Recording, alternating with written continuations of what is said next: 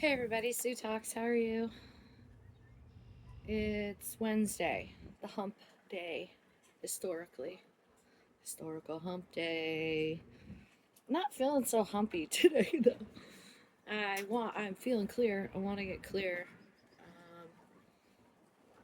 I see everybody really digging my theory about how men are hot. And obviously, we need to start to strip away the taboo around sexual identity and the idea that men aren't hot and can't love other men being, and I'm sure it's like one too many people have met maybe some not so kind gays.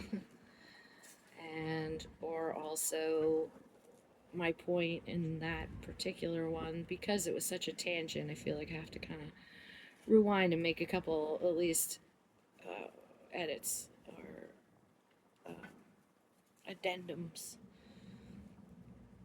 Of course, I don't think human trafficking is good.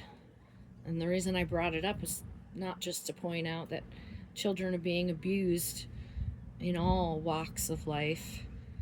Um, not just trafficking, not just detainment centers. A lot of the times it could be in your own house and you don't even know. And if I thought that were untrue at one point in my life, I have learned through a lot of education and a lot of interacting with different families who have been generous enough, kind enough, open enough to share with me their stories of abuse.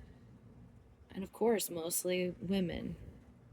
But you can't just say that it's women, it's obviously men too. It's just you're really good at hiding it. It's probably why a lot of men don't feel emotions. And, I think some people might like to say churches are closed up now because of all the pedophile priests. But hey, man, there's a lot more than just priests. They've been passing the trash in education and administration, in coaching. I could tell you more stories than I would feel appropriate telling because they're not my stories, but they're stories, firsthand stories, right down to like being friends with a guy that was a coach at a high school and him bragging about fucking every captain of every soccer team, for the past 10 years.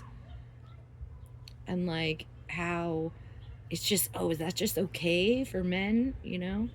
And if it's happening to all the girls, with the machismo guys that I would hang with when I was coming out of high school, going into college, and just starting to meet older friends because I couldn't stand people my own age. So it was even worse, even more karmic and dramatic. And so, um, yuck.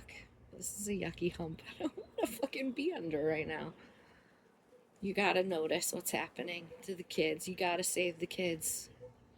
And as much as I don't want any of my 40 something friends and people who are listening or anybody that was abused as a child to now live with the shame and the guilt and the kink. Because, like, the fucked up shit that happens to you when you're a kid is the thing that makes you feel hot and sexy now. And it's deeply rooted in complication, especially if you have compartmentalized the abuse to a point where you don't even remember it happened. Just very common. And again, especially with men. What guys talk? You guys don't talk about stuff. And it's hard and it hurts me because I can hear the little children's soul. Even if you're my age, I hear the little person in you. And if it's my gift or not, if it's my curse or not, it is what it is. It's part of the downloads that I get from the north wind, from the clouds, from the kitties, from my spirits and ancestors. And I need to kind of go back. We always need to go back to go forward, but I lead with love and light. That's it. I see the world with eyes wide open. I am more aware of the energy on any given day, or at any given place than most people around me. I can tell what kind of day you had. I can feel it without you saying anything. And whether that was because I was raised in a home that required me to know, to be able to save myself by being able to read the room without being in the room, I guess that's a gift. I have to look at it as a gift. And I'm not leading a karmic existence. I refuse to engage in cycles again and again and again. And I encourage you to observe and notice those cycles that are happening to you again and again and again. And I look at things, those signs, I take them as signs and sing the silly song and whatever. But they have meaning, they bring me clarity. And at the end of the day, for me, and for what I hope for this world and existence, is for people to be looked at as equal.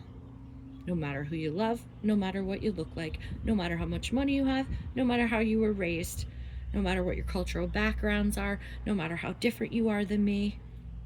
I want all humans to feel one human experience, because dividing and conquering is not working, and it's starting to get really expensive and harder and harder and harder to feed ourselves and not feel stress. And the more stressed you are, the more sick you get.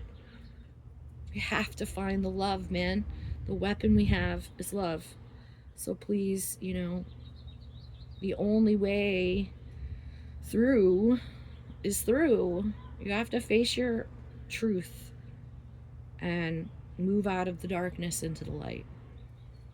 And I'm sorry I sound like a fortune cookie or something. I know that you think I'm a kook.